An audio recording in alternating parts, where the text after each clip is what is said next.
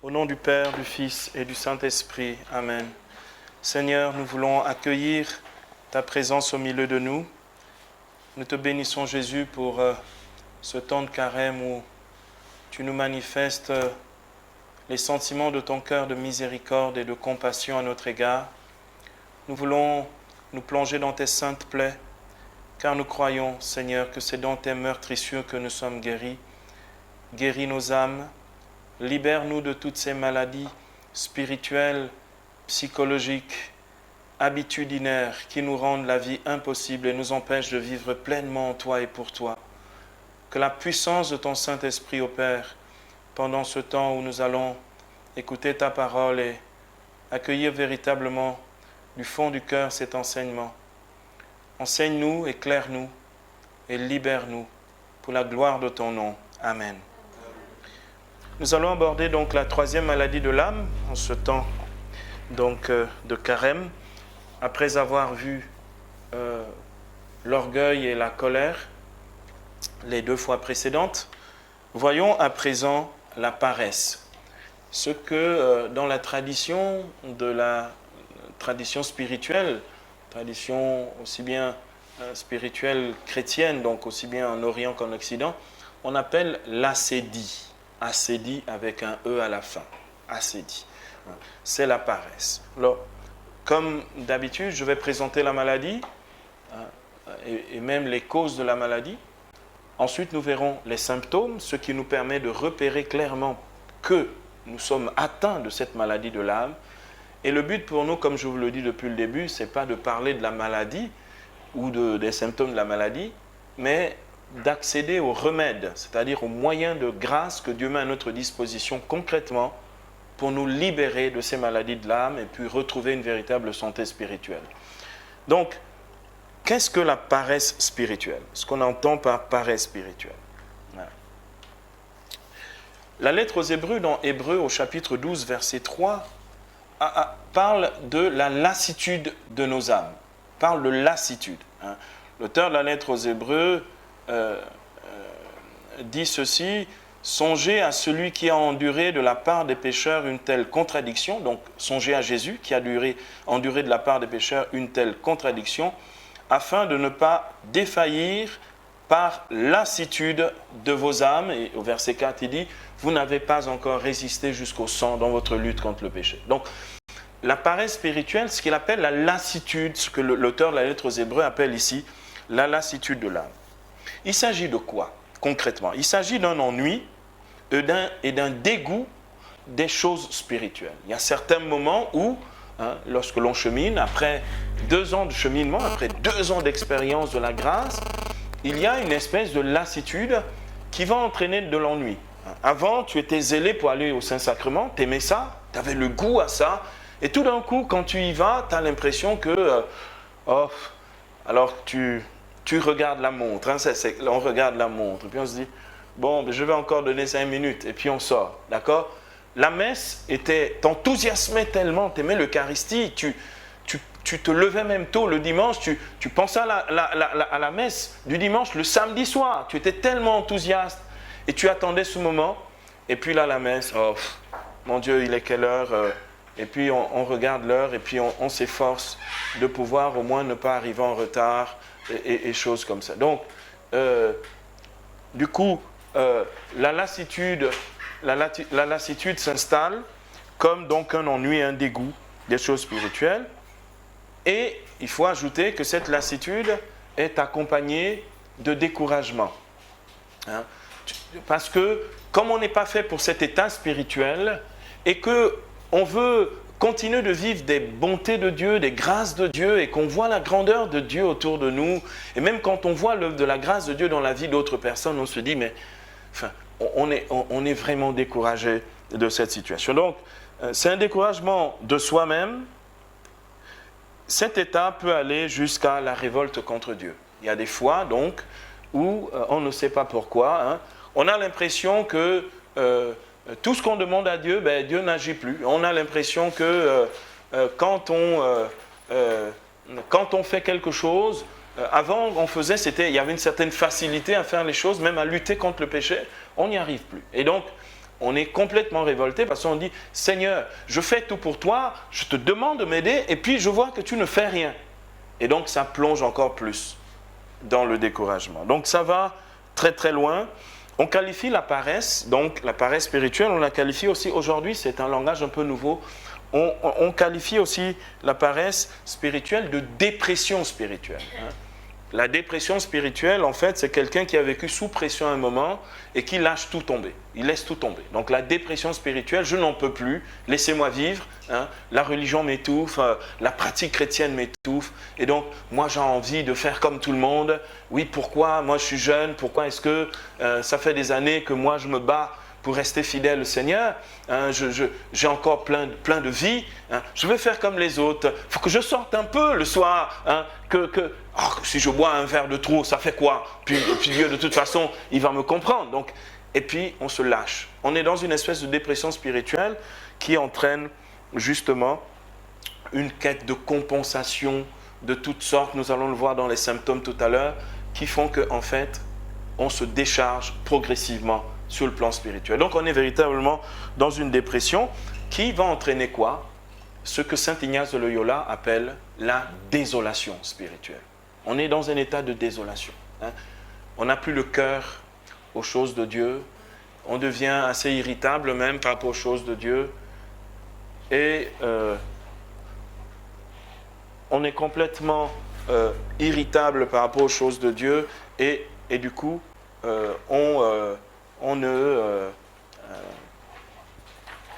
et du coup, ce que l'on fait, c'est qu'on s'enferme là-dedans parce qu'on essaye avec ses propres forces, on n'y arrive plus.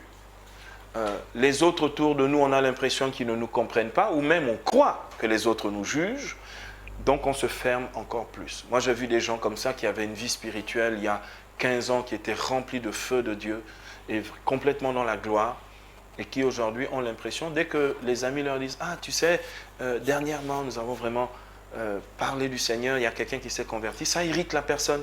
Et pourtant, vous ne dites rien, c'est les mêmes choses qu'il entendait il y a 15 ans, et ça l'enthousiasmait. « Ah oui, vous avez gagné, ah, comment ça s'est passé ?» Et puis là, il a l'impression que vous lui faites la leçon.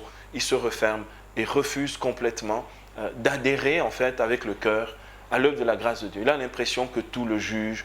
Alors, il vient un peu à reculons à l'église, parce qu'il se dit « Oui, ouais, il y en a qui pensent qu'ils sont supérieurs aux autres. » Enfin, on part un peu dans ces délires-là, simplement parce que la personne est dans la désolation spirituelle. Donc, parce que progressivement, la personne a été atteinte par cette maladie de l'âme que l'on appelle la paresse, mais elle n'a pas su détecter, en fait, que c'est une maladie, et Dieu est le médecin de nos âmes, et il a les remèdes à toutes sortes de maladies. Alors, cette maladie est causée par 3 choses essentiellement.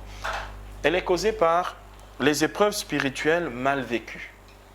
Dieu nous met à l'épreuve, bien-aimés. Il y a des temps où Dieu, pour vérifier la qualité de notre foi et de notre charité, et même de notre espérance, le Seigneur va nous mettre à l'épreuve. Il va permettre qu'un certain nombre de choses se passent dans notre vie, non pas pour que nous puissions souffrir, souvent nous souffrons parce que nous-mêmes nous refusons de rentrer dans le dessein de Dieu, mais simplement parce que le Seigneur a envie de nous faire grandir. Du coup, comme les épreuves nous font passer par des crises existentielles, si on les vit humainement et qu'on ne les vit pas spirituellement, je vous donne un simple exemple, la perte d'un ami ou d'un être cher peut nous mettre complètement en crise. On peut se dire, mais Seigneur, telle personne était si bien, je ne comprends pas pourquoi, est-ce que tu as permis ça? Et comme ce genre de questions, quand Jésus sur la croix a dit mon Dieu, pourquoi m'as-tu abandonné? Il pose une question à laquelle le Père ne peut pas répondre, parce que le Père n'abandonne personne. Pourquoi est une question souvent qui entraîne à l'absurde dans la vie spirituelle. Pourquoi je souffre? Pourquoi ça ne va pas dans ma vie? Pourquoi tout le monde se dresse contre moi? Pourquoi, lorsque je témoigne, au lieu que ça suscite de l'enthousiasme, les gens me persécutent, des choses comme ça? C'est le genre de questions auxquelles Dieu ne répond pas, parce que Dieu ne justifie pas le mal. Dieu ne peut pas répondre à ce genre de questions. Donc, Dieu ne peut que nous sauver du mal, mais Dieu ne peut pas justifier un quelconque mal. Donc, nous cherchons du sens là où il y a du non-sens. Dieu peut donner du sens à notre vie, mais il ne peut pas justifier le non-sens. Et c'est important qu'on le sache. Donc, les épreuves spirituelles mal vécues peuvent entraîner certaines personnes, au lieu de grandir dans la confiance et l'abandon à Dieu et la sanctification, les éloigner complètement de Dieu. D'accord? Des fois, Dieu va te dire, ben, tu chemines avec telle personne, cette personne est mauvaise pour ta vie, tu considères que c'est l'homme qui va faire le bonheur de ta vie, et puis Dieu te dit, ben, arrête cette relation avec cette personne. Mais pourquoi, Seigneur? Le Seigneur dit, tu ne sais pas tout, mais cette personne, dans l'avenir, va te réserver sans doute des choses mauvaises. Si Dieu te dit arrête, il te donne tous les signes extérieurs pour que tu arrêtes. Si tu t'obstines, tu vas te faire mal parce que tu vas être dans une tension incroyable. Et quand tu vas te séparer de cette personne, parce que cette personne, dans le fond, elle paraît une bonne personne, un agneau, un loup déguisé en agneau, comme dit Jésus, et cette personne te fera du mal dans l'avenir. Et puis, ça se vérifie dans le temps. Mais le moment de la décision, quand tu dois prendre cette décision, ça va te mettre en crise. Pourquoi? Parce que le laps de temps où tu dois faire le deuil de cette personne que tu as dû laisser, par exemple, le laps de temps, plus encore le temps où tu dois te refaire spirituellement et accueillir une nouvelle personne, tu peux complètement aller à la dérive. Moi, je connais des sœurs en Christ qui, après avoir abandonné quelqu'un, se sont retrouvées à courir les garçons, alors que ce n'était pas du tout leur vie. Elles tombent dans la paresse spirituelle, sont dans la dérive spirituelle et perdent complètement l'état de grâce et donc la vie qu'elles avaient dans le Seigneur. Donc, les épreuves spirituelles mal vécues peuvent entraîner la paresse spirituelle. Mais il y a une chose habituelle qui, là, peut se vérifier chez chacun d'entre nous ici. Une des causes aussi majeures, c'est le relâchement spirituel, ce que l'on appelle la négligence. La négligence, c'est tout d'un coup, nous savons bien que nous avons besoin de pratique pour être fidèle à Dieu. On commence à dire, bon, ben, je prierai demain. Vous savez, quand tu rentres le soir après le boulot, tu as pensé, non, bon, c'est pas grave, je vais dormir, je verrai ça demain. On va voir ça dans un instant dans les symptômes. Ça s'appelle la procrastination. C'est toujours remettre à demain les choses que je dois faire aujourd'hui. C'est un lieu piège, absolument piège, qui entraîne la paresse spirituelle. Et puis, on néglige des choses essentielles comme la prière personnelle, l'Eucharistie, l'adoration, la louange, la vie fraternelle qui est un stimulant incroyable dans la vie spirituelle. Et béni soit Dieu que nous ayons une famille spirituelle comme lieu où on peut raviver ses forces spirituelles et ses forces psychiques et affectives, d'accord? Ou bien, écoutez, nos engagements chrétiens, on part, on ne part pas. Si tu es engagé dans un groupe de prière, tu vas dans ton groupe de prière. Si tu es engagé dans quelque chose, ça nous maintient dans la ferveur et dans le feu. Donc, si on lâche ça, on tombe donc dans la tiédeur et puis dans la paresse spirituelle. Et puis donc, aussi par rapport à ce relâchement, ce sont les habitudes du péché. Les habitudes du péché, ça ne veut pas dire qu'on n'est pas des pécheurs, mais l'habitude du péché, c'est pécher, pécher encore, repécher toujours, mais refuser d'avoir la discipline de vie qui consiste à se confesser régulièrement. Bien-aimés, ayez dans votre coutume personnelle, dans vos habitudes personnelles, bonnes habitudes, confessez-vous tous les 15 jours. Faites ça. Faites ça, coupez le mois en deux. Laissez pas traîner le mois. Confessez-vous tous les 15 jours. Prenez ça parce que tu n'as pas le temps de tomber dans la tiédeur si tu te confesses tous les 15 jours. Et donc, tu ne peux pas aller sombrer dans la paresse spirituelle. Donc, c'est important de se confesser tous les 15 jours. Et puis, une des causes, enfin, c'est ce que l'on appelle la mélancolie entretenue. La mélancolie. Sainte Thérèse d'Avila vouait une guerre féroce dans ses couvents, dans les monastères de la Réforme du Carmel, vouait une guerre contre les sœurs mélancoliques. Ces sœurs qui aiment se faire plaindre et qui sont là toujours en train de complètement repliées sur elles-mêmes, en train de broyer du noir et être dans la mélancolie. Elles aiment bien cet état, c'est un peu l'état de spleen dont parle Baudelaire, où là je ne vois que le marasme intérieur et je veux qu'on me plaigne en plus. En plus, je suis la victime de la situation, mais en fait, je me victimise moi-même, en fait, dans la mélancolie. Donc, mais mélancolie entretenue. On peut avoir des moments de tristesse parce qu'on a eu une mauvaise nouvelle ou quelque chose s'est mal passé, mais ne nous installons jamais là-dedans. La tristesse est le contraire d'un fruit du Saint-Esprit que l'on appelle la joie, dans Galates 5, 22. Donc, ne nous entretenons pas dans ce genre de réalité. Donc, voici pour la maladie. Cette maladie de la paresse, c'est véritablement la lassitude de l'âme, c'est un ennui et un dégoût des choses spirituelles qui sont causées, comme je viens de le dire, par des épreuves spirituelles mal vécues, par le relâchement et par la mélancolie entretenue. Alors, deuxième point à présent, c'est quoi les symptômes? Qu'est-ce qui permet de voir habituellement que nous avons déjà été atteints par cette maladie? Quelques symptômes. Donc, la liste est un peu longue. Je vais essayer d'être le plus exhaustif parce que les symptômes sont différents chez les uns et les autres en fonction de notre psychologie humaine, ou masculine ou féminine. Donc, les femmes vont se retrouver dans les symptômes habituels et puis les hommes dans les symptômes habituels. Donc, les symptômes. Le symptôme habituel de la paresse, c'est la tristesse. Un des symptômes habituels, un état de tristesse que tu traînes, tu ne comprends pas. Tu ne comprends pas pourquoi tu es triste. Un état de tristesse. On sait que c'est un poison pour l'âme et pour la vie spirituelle, la tristesse. D'accord? Un des remèdes, on le verra, un des remèdes, c'est la pratique de la joie. Elle vient, elle se déclenche par la louange, par exemple. Mais tu peux t'entretenir dans une mélancolie qui fasse que la tristesse devienne vraiment ton mode de vie. Aussi étonnant que cela puisse paraître, mais la paresse spirituelle vient aussi avec la fatigue corporelle. Vous avez des gens, ils ne veulent pas se lever le matin. Et ils se traînent toute la journée comme un boulet. Et c'est compliqué parce que c'est non, mais franchement, non, là, franchement, tout va trop mal dans ma vie. Et puis bon, de toute manière, j'arrive à rien, j'essaie, ça ne bouge pas. Fatigue corporelle. État de dépression sur un plan somatique, dépression physique, d'accord? Qui est une résultante de la dépression psychique, puisque c'est une maladie de l'âme, d'accord? Donc, ensuite, quelque chose d'assez étonnant, quand on est dans la paresse spirituelle, il y a la malice. La malice, c'est une espèce de fourberie, une capacité à justifier son propre état. Alors, bien sûr, ceux qui sont dans la vie spirituelle, la vie chrétienne depuis longtemps, qui manient bien l'art oratoire, ils vous justifient leur état. Il y en a même qui disent « Oh, je passe par la nuit de l'esprit ». Ça n'a strictement rien à voir. C'est vraiment les petits frimeurs qui pensent que, bon, tout d'un coup, ils sont dans les 7e demeures et ils passent par la nuit de l'esprit. Donc, bon, d'accord, la nuit de l'esprit, ça porte du fruit. Il y a une fécondité extraordinaire quand on est dans la nuit de l'esprit. Parce que là, vraiment, quand je regarde, je ne vois rien.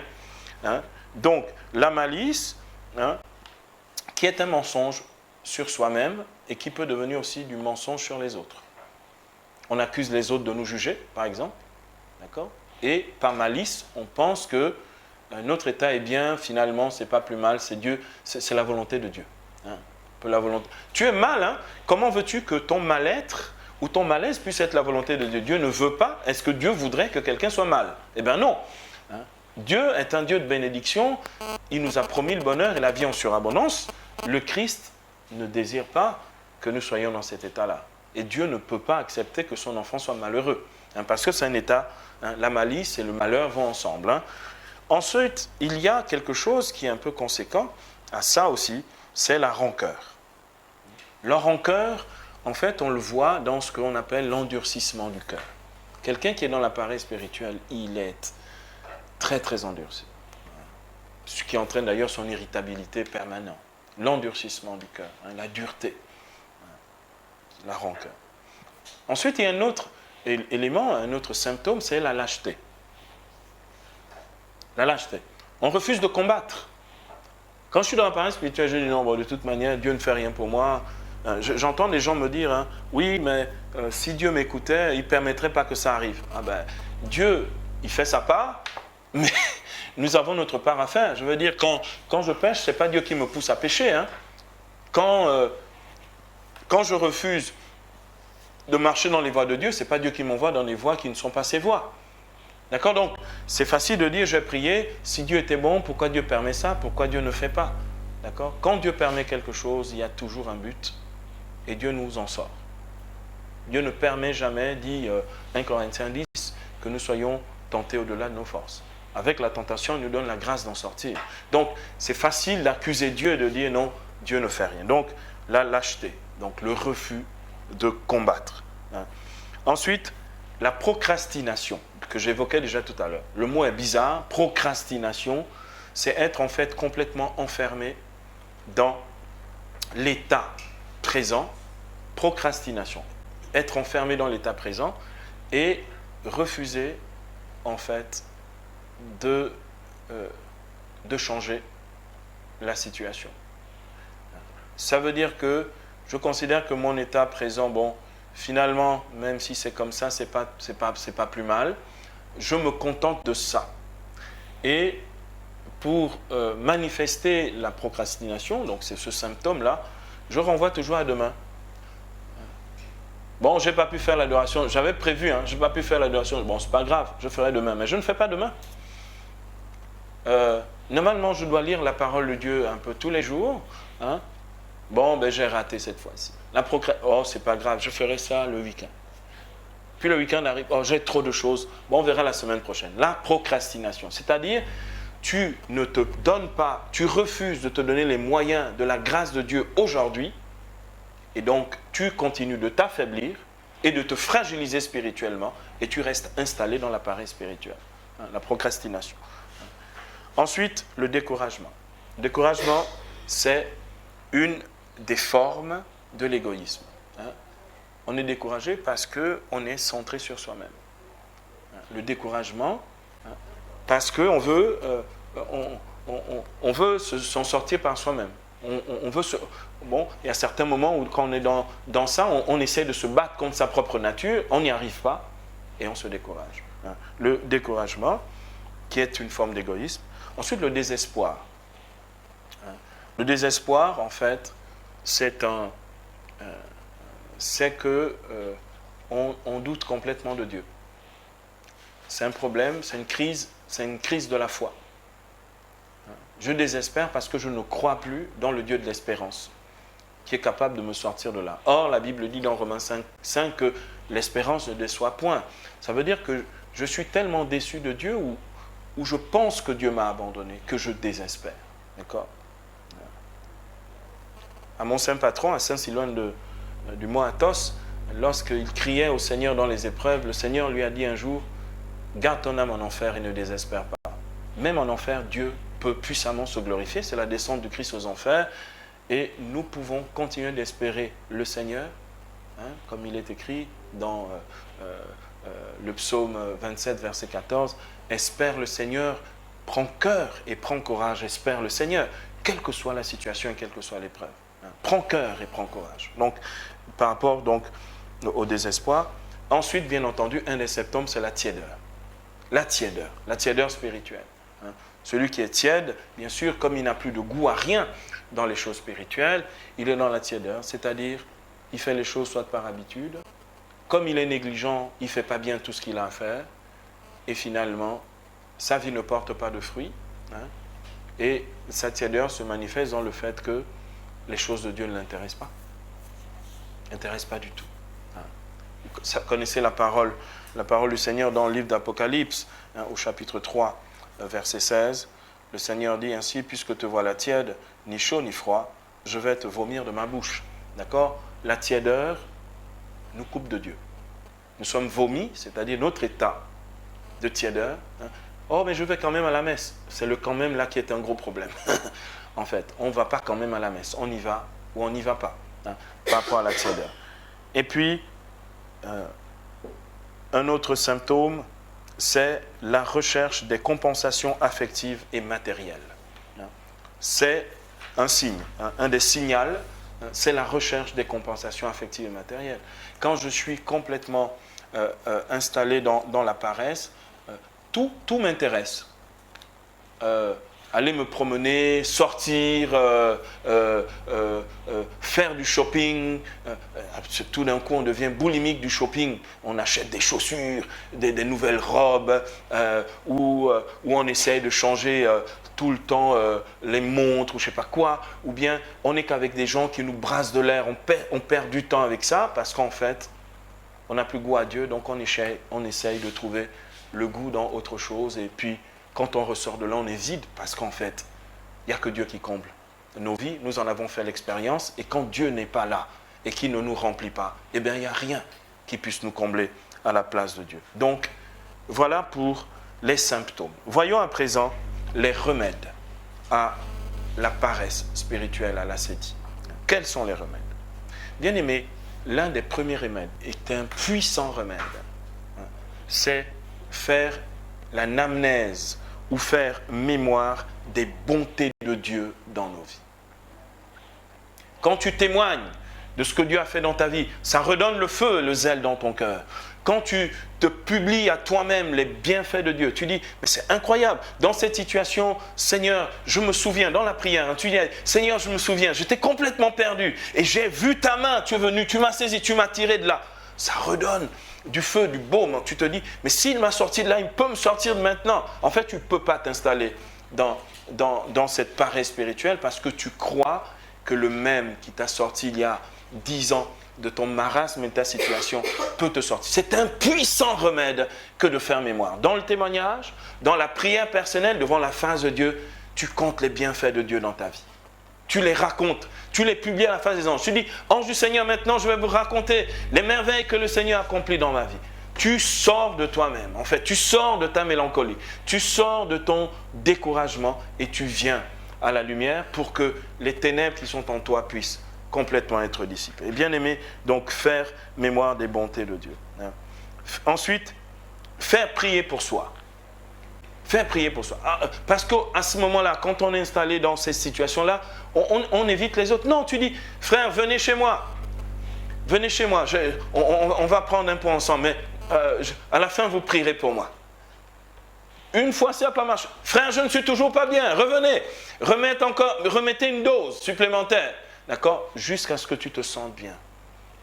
Ensuite, troisièmement, marcher avec les frères et sœurs qui te stimulent. Marche avec ces gens-là.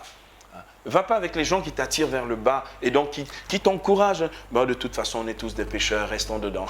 Non, non, pas cela, pas cela, pas cela. Marche avec ceux qui t'attirent vers le haut et qui te sortent de cet état de la paresse spirituelle. Ensuite, se faire aider par son accompagnateur spirituel, parce que c'est le moment où on ne veut plus le rencontrer. Je vous assure, on fuit. Non, on sait qu'il va nous recadrer, il va nous remettre. Non, on dit non, il me comprend pas. C'est là, ce moment-là où les filles pensent que leur père spirituel, leur accompagnateur spirituel ne les comprend pas. Non, justement, c'est à ce moment-là qu'il te comprend, parce qu'il sait bien que tu n'as pas le choix que de revenir à Dieu. Ça va être douloureux, mais il faut revenir au Seigneur de tout ton cœur. Ensuite, se confesser. Comme je viens de vous le dire, une pratique régulière qui doit rentrer dans nos mœurs. Se confesser régulièrement, tous les 15 jours ou tous les mois pour ceux qui ne peuvent pas tous les 15 jours, mais jamais dépasser 30 jours sans se confesser. Le juste du livre des Proverbes pêche 7 fois le jour et se relève. Il faut se confesser. Il faut se confesser. Voilà. Ensuite, poser des actes de confiance au Seigneur. Poser des actes de confiance au Seigneur. Poser des actes de confiance. Ça veut dire que quand j'ai entendu la parole de Dieu me dire de faire quelque chose, je le fais. En faisant confiance au Seigneur. En faisant confiance au Seigneur. Comme souvent la paresse spirituelle va avec l'égoïsme, comme je l'ai dit tout à l'heure, le découragement qui est une forme d'égoïsme, sortir de soi en étant généreux et en pratiquant la charité. La charité, ça booste. Visiter quelqu'un qui est dans le besoin, pratiquer la libéralité, la générosité et la compassion. Sortir de soi, c'est un moyen. Les gens, les psychologues conseillent aux gens qui sont dépressifs de faire des actes de charité ou de faire dans le social, dans l'humanitaire. Si tu es décentré de toi-même, tu peux aller vers la guérison. Si tu es replié sur toi-même, tu retardes ta guérison, la guérison de ton âme. Et puis enfin, alléluia, pour ça, je vous donne vraiment ce tuyau. Pratiquez les confessions victorieuses. Pratiquez les confessions victorieuses. Il y a un psaume qui est tout entier, confession victorieuse. C'est le psaume 23, le psaume du bon pasteur, le psaume du bon berger, versets 1 à 6. Le Seigneur mon berger, je ne manque de rien. Je pense que je suis dans le manque. Je ne manque de rien parce que je ne manque pas de Dieu. Sur des prés d'herbes fraîches, il me fait reposer. Même si je passe par l'ombre de la vallée de la mort, quelle que soit l'épreuve, je ne crains aucun mal. Seigneur, je confesse qu'avec toi, quelle que soit l'épreuve, quelle que soit l'ombre de la vallée de la mort, je ne crains. Tu es avec moi. Seigneur, devant moi, tu dresses une table face à mes ennemis. Seigneur, quel qu'il soit, quel que soit leur nombre, tu dresses la table face à eux et tu confonds mes ennemis parce que d'une onction, tu me parfumes la tête et ma coupe déborde. En fait, quand je fais mémoire des bienfaits de Dieu, je me souviens que je suis oint. Ma coupe déborde. Mon bonheur est en lui. Ma coupe déborde. Grâce et bonheur, Seigneur, sont mon partage tous les jours de ma vie. Seigneur, ma part de grâce pour aujourd'hui, je sais que tu me l'as accordée. J'ai la santé, j'ai la vie et je te connais. La grâce et le bonheur m'appartiennent aujourd'hui et m'appartiendront encore. Et Seigneur, je dis, ma demeure, c'est la maison du Seigneur pour la longueur des jours. Bien-aimés, vous savez où se trouve la demeure du Seigneur, la maison de Dieu? Vous allez me dire, c'est l'église. C'est le Sacré-Cœur de Jésus. C'est ma demeure. J'habite là-dedans. Parce que je sais que dans son Sacré-Cœur, bien-aimé, dans le cœur de Jésus, je suis caché. Je suis béni par la douceur et les sentiments de miséricorde de son cœur. Apprenez de moi que je suis doux et humble de cœur, dit Jésus dans Matthieu 11. Je suis baigné dans cette grâce qui me rend fort. Qui me rend fort. Et bien aimé, dans les confessions victorieuses, bien entendu, le psaume 27, verset 13. Amen, je suis sûr, je le crois. Je verrai les bontés de Dieu sur la terre de vivants, quelle que soit la situation. Et bien aimé, c'est un puissant moyen pour pouvoir donc ne pas sombrer et ne pas m'installer dans l'appareil spirituel. Et bien aimé, pour tous ceux qui sont chantres et qui chantent ici, quand vous pouvez le mettre en chanson, vous pouvez le chanter vous-même par les hymnes ou par les airs que vous créez. Écrivez vous-même vos propres psaumes. Il y en a qui le font. J'ai un ami qui a passé par une année de détresse, un ami qui s'appelle Patrick Fontaine, qui est prédicateur, un homme qui est passé par l'épreuve aussi, qui a été broyé. Il dit, c'est l'année où j'ai écrit des psaumes. Il y en a 150 dans la Bible. Moi, je dis, Seigneur, moi, je vais en composer d'autres. Il en a composé plein. Chaque état d'âme, chaque situation, il disait la victoire de Dieu dans chaque situation et dans chaque épreuve. Et bien aimés, faisons ça pour que nous ne puissions pas nous installer dans l'appareil spirituel et que l'ennemi qui profite de ces situations-là pour nous détruire et nous éloigner de Dieu n'ait pas de pouvoir sur nos vies. Que ce temps de carême soit aussi un temps de guérison et de victoire sur l'appareil spirituel. Amen.